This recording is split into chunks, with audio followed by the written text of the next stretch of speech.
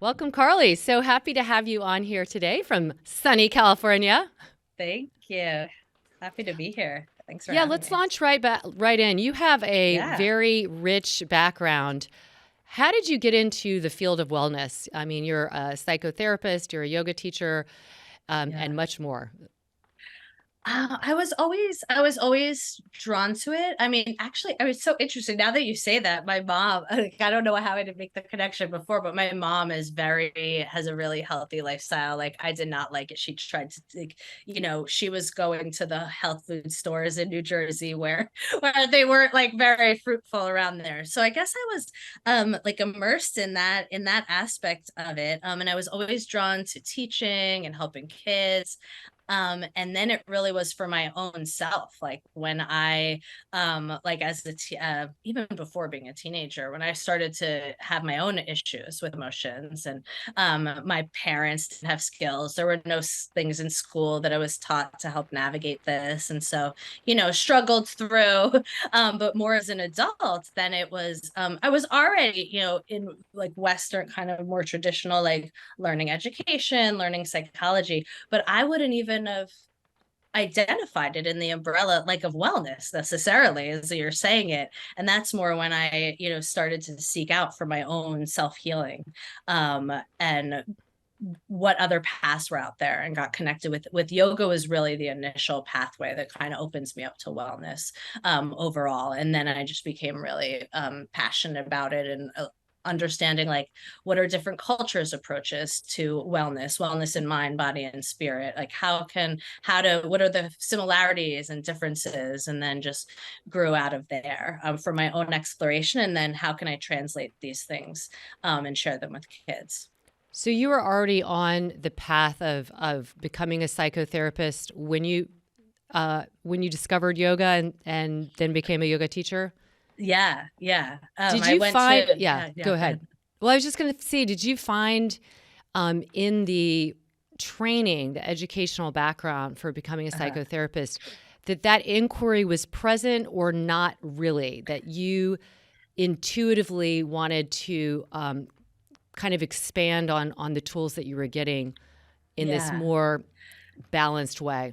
So the ways I actually found it. So initially, I first studied education, and then in psychology, and I found like little pockets, I guess you would say, of these that kind of knowing in. And so in education, it was in gifted education, because the kids had learned so quickly. Then there was time and space for things like creative learning, social emotional development, and all that.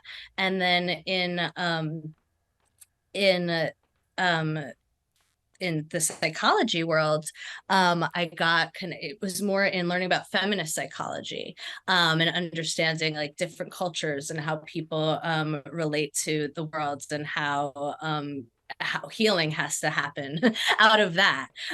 So I was intuitively drawn to these little pockets, not more, yeah, intuitively, not necessarily knowing. And then the closest, is learning about Buddhist psychology. Like, so a boot, like, where then I was like, oh, there's this interesting kind of other perspective. So I was definitely drawn to different aspects, but more intuitively, and not necessarily with like a knowing that but knowing I wanted something more than binary, more than like black and white, something Mm-hmm. that was more Can you tell us a expansive. little bit about Buddhist psychology, how it might be different or is different than, say, the Western world of psychology? I honestly, it was more like a I remember this one book, and I can't remember the guy's name, but there's one person and I remember a friend of mine had introduced it to me. And it wasn't even, I couldn't even actually right now, I don't have the book anymore, pull out the concepts of it, but she gifted it to me, and it was like, oh, there's something more expanded. Part of it, part of it was that the suffering is inherent, right? So Mm-hmm. there isn't this stigma of having the the problem. You're not this problem that then you have to either hide from or then address separate from your own self. And so it was really like those kinds of foundation, like oh, this is possible, kind of open the window for me that there is even these other ways of looking at things. And so that was one thing that stood out. Right. Like suffering is part of the human condition, and it's more how Mm-hmm, we um, honor it and address it mm-hmm, and have the tools to help us at our deepest points mm-hmm, of struggle. So, mm-hmm. with the work that you do, how did you decide to work more with children or specialize with working with children? That's a unique individual, like Yeah. to be. Yeah. But at the some That, kids, yeah, yeah. yeah. No, intuitive too. And I'm laughing a little bit extra because even more so within working with children, I was drawn to working with the age group of like a tween. So it's like the 9 to 12 where you're not yet you're just getting that connection to abstract thinking.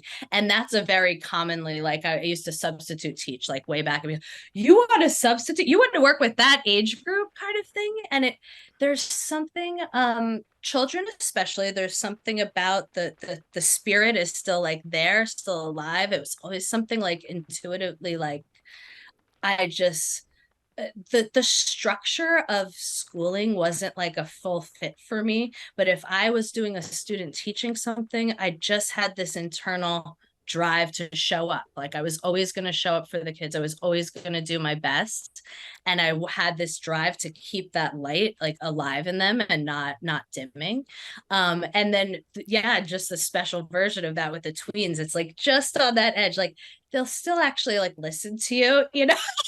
Still good, and I mean that more playfully, but they're still more like engaged and kind of taking in, not fully in the teenage mode. And so I just was had the natural ability for it and just drawn to it, and just feels, yeah, just like a right, it just flows more. And it seems like my gifts are more easily able to kind of flow out when it's the case of helping a child or a teen or tween.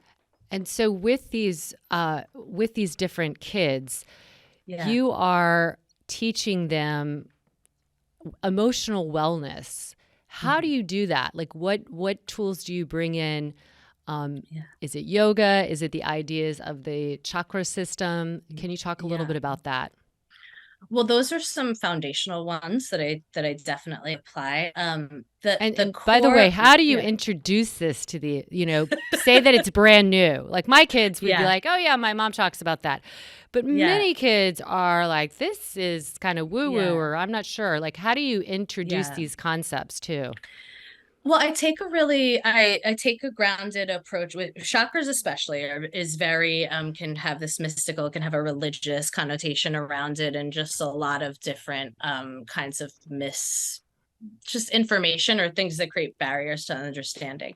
The approach I take with kids is really, I embrace like a really modern approach to chakra. So I embrace like the Eastern, where it's fully energy based, and we're learning to connect with different aspects of our body. And then also the Western approach, which is like, how can we use chakras as this kind of map, or I call it with kids, that you have this magical map inside of you. And it's this framework to support you in understanding yourself and helping you live in life in like the best, truest way for you. And so I do a lot of like, that's why I created the characters out of the Chakra Kids characters, to kind of demystify that and give them something grounded. But really, when I approach teaching emotional wellness or any chakras yoga, it's really from the the foundation, the core, that it's you're building your own emotional wellness toolkit, and that it's not going to look like anybody else's. It's going to be unique to you, and that's the important aspect. And then I bring in the different tools using the framework of the chakras, so it helps it be organized. We're making sure we're addressing things like family, friends, confidence, like all, so it's holistic. And then introducing them to yoga, meditation, breath work, journaling, creative projects, conversation, identifying their own strengths. So then they have, and I call it like a playground to explore and to build their toolkit. And also incorporating, making sure, what are your tools for navigating anger? What are your tools for when you feel anxious, when you feel frustrated, when you feel sad. So they have this collection and they're empowered to use what fits for them. I love it. Can you tell us a little bit about the characters so that they're, because people that are listening, let's not Yeah, assume they know what the chakras are. So can you just sure. detail how you would introduce this concept of this energetic channel and these different stations within the channel, and Yeah. what each one to a degree represents energetically? Yeah. And so I will I have been on a journey to be able to share what chakras are concisely. My YouTube channel has a video where I would lay this out more concisely, and I was joking. It took me like years to put that put that video together, but I do start from the foundation that we have this framework inside ourselves, and it's a magical map. And I use kind of more magical kinds of fantasy approaches with the kids, and that we have this these energy centers in our body. Chakras are called circles. So I talk about the roots of it with kids, like share, and the history is that ancient yogis discovered that there were, and they would meditate and chant on these different energy centers in their body along their spine, and that it would help clear the pathway for them to clear their energy so it could flow freely through their body, and they could live life as their best self. So I start with that foundation, that there's this framework, and then I share that how and that how you by doing that you can free any blockages and things that gets energy that gets stuck. And then I bring in that along over time, people from the West learned that, like heard of this and learned we don't have anything like this. And so they said, oh, this is a way that we can apply like how to live in the world. And it's really, it could be, it's like a map to your best self. So then I describe how all different cultures and country and across time people added their different understanding, including applying the rainbow colors to it. That wasn't initially what it was. So overall I share it, that it's this framework, understanding how you can live in the world as your best self, starting from the root, which you get that grounding to your family and to your culture. And with kids I do a little bit, I make sure that it's related, the concepts are related to them in their life. So with a root chakra, we're talking at the base of our spine, grounded, feeling safe, comfortable, having what you need in life. And with kids, I bring in, that's where you can learn about how to cultivate feeling of your strengthened family, your roots, and your ancestors. The second chakra is sacral, in the sacral area. And so I talk with my daughter about, I also get like the movement of how you could feel. So we get into our hips and we bring flow there. And with that, we talk about friendships for kids. I talk about that. That's where I share about social world. That's how you can connect with your creativity and your joy and your passion. And that's the container for that. And then we move up to the solar plexus chakra, which is in the core of our body, and that's the center for fire. That's one that really I find is a good approach. Like that's one of the first ones that I was able to share with my daughter at a very young age, because it was like that's where your bravery is, and we talked about like yellow and fire and the elements that she could relate to. And then we have our heart chakra, which balances out that fire. And that's where we can learn about love and kindness and support feelings of including others and loving ourselves. And then the throat chakra is our point of emotion and or where we express our emotions, where we express our personal style. I do there too. And then third eye is where we get a chance to learn how to calm our minds, balance feelings of sadness, feelings of like when your mind is racing or not calm. And then we get into the crown, which I love is the connection, because that's where like the big dreams live. And that's where you get a connection to your imagination and things that you can't necessarily see in reality yet. And then also I like families and people who have a connection to religion or certain spirituality. That's, I think, a good container where you can help your child and talk about the crown chakras, where your connection is to a higher self, and if you know whatever term you use for that. And so that's a little tour of the map, which I go through, and then my characters all put that into a symbol. So the colors, the personality, everything about the character reflects that understanding. So kids can be like, oh, okay, I'll hang out with that. I'll connect with this chakra kid, and I'll connect with this chakra when I want to feel this way. And so that's how I also kind of relate it. So you would want to use this chakra. You would want to go to these tools when you want to feel this way, or when you do feel this way and you want to shift that. And so make it really approachable that way as well. I love that, Carly. And can you share like some of the feedback that you've gotten from either the children or their parents or both, with how these tools and this understanding of their own power in a way, because it is a power channel that allows us to be expressive, but also to yield when we need to, so that we're not just, expressing in ways that would hurt others, or just having like that inner control, but also with the control, the ability to feel and monitor those feelings. And so you're asking, I'm sorry, like so any feedback you've gotten? One of my favorite pieces of feedback is from someone that actually initially that was worked solely in girls empowerment and women, and had just girl characters. And then I felt called like that there needs to be this just more access to all for these kinds of like how to navigate emotions. And so the one is when there was originally just the chakra girls. So that's what she's referring to. But she talked about how her daughter wanted to pass on the information to me, that the chakra kids help her feel calm. And she shared the information of the way that they use the chakra kids,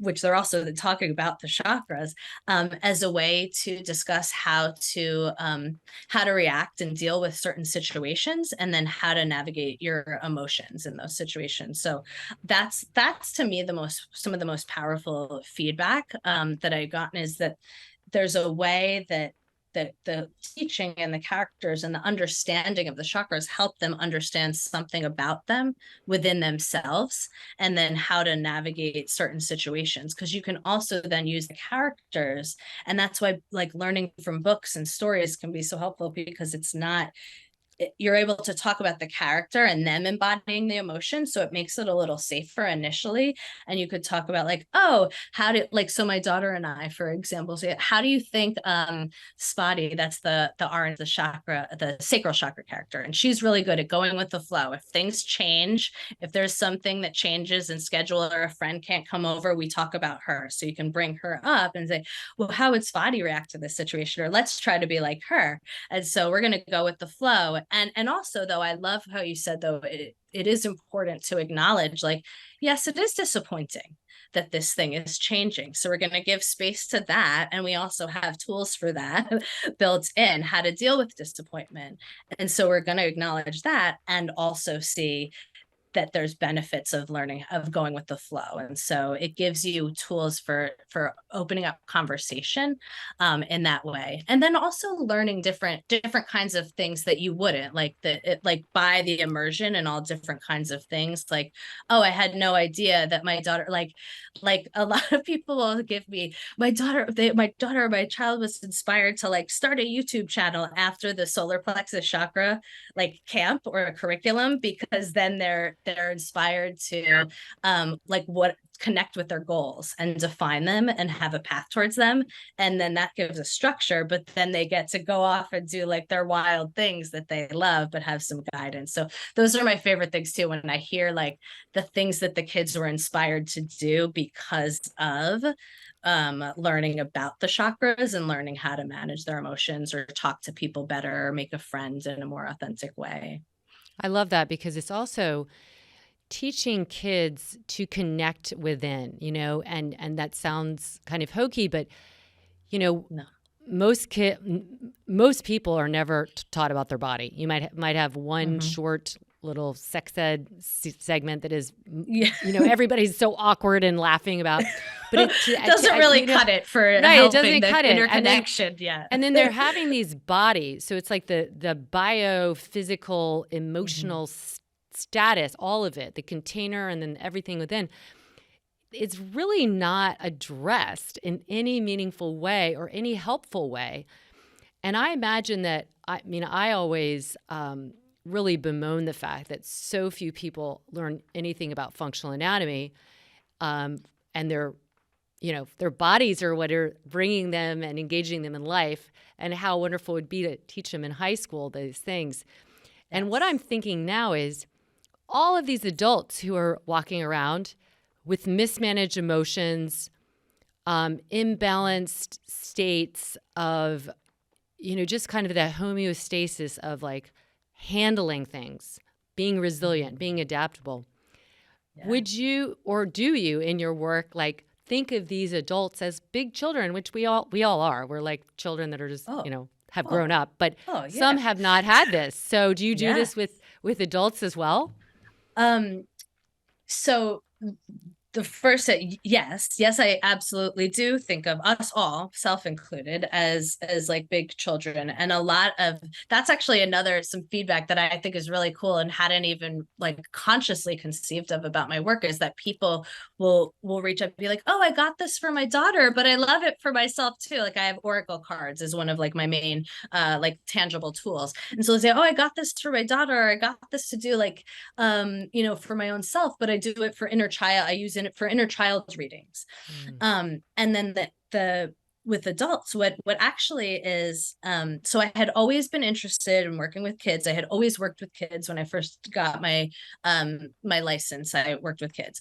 But when I started, when I was pregnant with my daughter, I started to do online therapy with adults, and so that's what I still do now, as another one of my jobs, and that just it highlights it even more. I mean, there are so many. I mean, almost all, just have similar, and so I don't do the same. It's not the same exact, I don't necessarily use the characters or anything, but in terms of the same kind of understandings, introducing the same kind of work, even sometimes, like you said, functional anatomy. And I thought about how a lot of times I'm sharing with people how to breathe with their diaphragm, because they're giving themselves more anxiety. I mean, something simple like that. And so absolutely, I'm also constantly inspired by if an adult or if a client of mine struggling with something, and then, not just their own childhood when we go back and think of like how it came from, but more like how can we prevent that? Like, what can we teach and introduce that would never happen, ideally, is the overall vision. So what do you see now, both in adults, but also in these adolescents, in these tween years, as something that is, I don't want to say alarming, but that is so highly prevalent in a way that maybe wasn't the same 10 years ago? Like I'm thinking anxiety has got to be up there. Not that people haven't been anxious before, but it feels like that is at least spoken about more now, and just common. Having a teenager of my own and a 20-year-old. It seems that age group, it's very, very common for them to talk about anxiety. And I don't remember that in high school. I mean, we might have had some stress, but I don't think it was like this thing. Yeah. I mean, I think it's compounded. I think part of it, though, is in a positive, is that there's the language around it. Like you can see it out on a social media and things like that. And so there's some positive aspects of it, where when I first started doing therapy, I would never hear of a child that was like, I sought out and I'm interested in coming, I need help. So that's something I do see. As far as challenges, though, I think it's more magnified. So for example, like if there's a child that I would, when I first started, that say struggling with like, I don't like let's just say bullying, but it's like relational aggression, that kind of thing, that I would start to see like in even earlier. So then it's like in the 6 and 7 year olds now are coming in talking about that, where then it was more of like 11 and 12-year-olds, and we wouldn't hear. So it's like all of the pressures and things are kind of coming. And then I think, yes, there is an increase in anxiety and depression. One, it's becoming more prevalent to us because people are having the awareness of it. The stigma is slightly being removed, so at least it's coming into conversation more.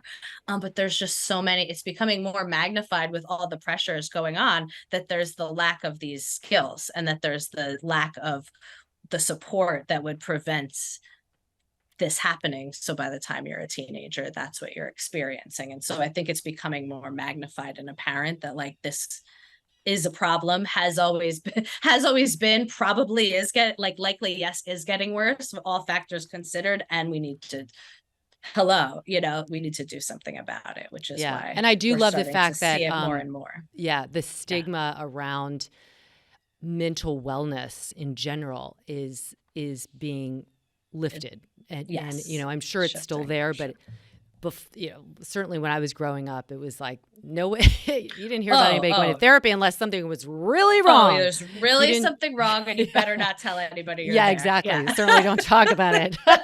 Yeah. So can you give some like tips for building a more resilient, a more balanced, emotionally balanced, meaning they're going to feel all the different things that are normal to feel, but ways of helping any parents out there, some tips that you would have? Yeah. The first thing I always say, and that foundationally, is make sure you're working on those things for yourself, because that's what your children are seeing more so than anything. So if I am teaching my daughter to be resilient, and I have all these wonderful tools, and I help her, and we read them and we do all the things, and then she sees me reacting to a situation with a not reflecting that, and that's what she is going to soak in. And so even more so than you think, because that can, focusing on yourself as a route to supporting your child's resilience, confidence, etc., it can be a challenge. There can be a step there because it can feel selfish, or it can feel indirect, or it can feel like you're not, and so that is, I will keep sharing that voice out there. And also the things that we were talking about in terms of developing the tools, being intentionally supporting them in developing the tools. So getting clear on what you want to share with them, what is important to you. So resilience, is it self-love, is it compassion, is it, and then intentionally setting out to support them and developing the toolkit for that, with the openness and not attachment of what that's going to look like, if it's going to be different than what yours is, and keeping that intention that I'm going to cultivate this, I'm going to attune to my child.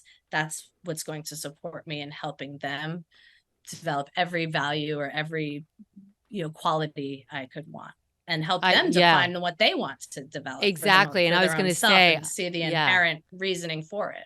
And I echo the not attachment, because I think that's really the practice of yoga in parenting, is recognizing that this child might be of you, or, you have raised in since whatever age, but they are separate from you. And that their responses and emotional state, a lot of that can be wired, and they are different. They're things that they might be interested in are different. Things that they might be sensitive to are different. It has been, I think I've grown more as a adult in my emotional landscape being a parent. And that isn't to say you have to be a parent to do it, but you can imagine being around, you could apply this to a partner or to a friend, and your view is coming from your lens, but it's not, you have to appreciate that this is a separate person. And I really like that I think for all parents, gosh, apply more of that non-attachment. And non-attachment doesn't mean you don't care. It's that you're not attached to the outcome of your your influence over it. Yes. Well, and I think that's important to clarify, because there can be that means I don't care. I'm like laissez-faire. I'm just going to let my child do whatever. And it's not. And that can then be a barrier to practicing the non-attachment, which is, again, why I love yoga, because it's not binary. It's like, It allows for both of those in one, they don't conflict. Yes, it bothers all the people who want the concrete answers, because you're not going to get them, and that's life, and that's where we have to if you're not, don't listen to me or follow me if you just want like a step-by-step concrete. Yes. Right. It's out there. So it sounds like, in recap, for everyone listening, whether you're a parent or not, take a look at your work, maybe even the book, and read it from this place of how can I activate these centers in a way that it's going to make me more balanced, make me more clear about who I am and what I value and who I'm connected to, my stable security, and how can I be a better person for myself and for others around me, and really being aware of the impact we make. And having ambition is wonderful. I always say the core chakra, I love it. It's like, it's fire, it's ambition, it's vision, and it really is the thing that brings forth our fruition, but at the same time, balancing it with that heart. How is it affecting others? How can we make our life a statement of, what we want to see in the world? Yeah. I mean, and that's, I absolutely agree with you. I became very fascinated with the core and the heart chakra, like the relationship between those and how they balance each other out. And that's another reason why I love the chakra system. And again, you don't have to necessarily know the history, the details, even be able to answer what a definition of it is on the test. I think you spoke to it really beautifully of what it really has to offer. And I think that's why it allows for all of your different shades and colors. The core, the fire, the heart, the the quiet, the dreamer, the realist. And so it's really so supportive for holistic, healthy self-development. That's why I love it. And it's colorful, and I like rainbows. I know, it is colorful. It's wonderful. And it does something to our brain and our nervous system when we think of those colors, and we think about when we even purposefully imagine the color and try and connect to that area, there is some real metaphysical activation happening. Can you tell everybody where to find you maybe on social media, how to get this book or find out more information about you? Yeah, my main hub is the Inner Rainbow Project. So it's a mission to keep all the colors alive, and use that to support yourself. So innerrainbowproject.com. And you can access, I just published my first children's book with the Chakra Kids. So it teaches how to share. It teaches a really just fun, creative approach to even the miniest of mystics, I call them. And you could find that on Amazon, and I through my Chakra Talk podcast as well on all the platforms. And that's where I share all the different kinds of mystical topics and understanding spiritual topics. I break them down and teach them really in a way that kids can understand and apply to their life. And so those are most of the places I hang out, and my YouTube channel, which will probably share the background of the chakras more eloquently and concisely than I did so for you today. No, you did a great job. But and in I love a colorful way with the characters as well. And this is all, and where you can learn. Good. Everybody check out Carly, and remember, we're all just big kids, and we might have some balancing to do. I think we all probably do. So everybody can benefit from young to larger to older. And thank you so much for your work and your time here today. Thank you. Thanks so much for talking to me. Yeah.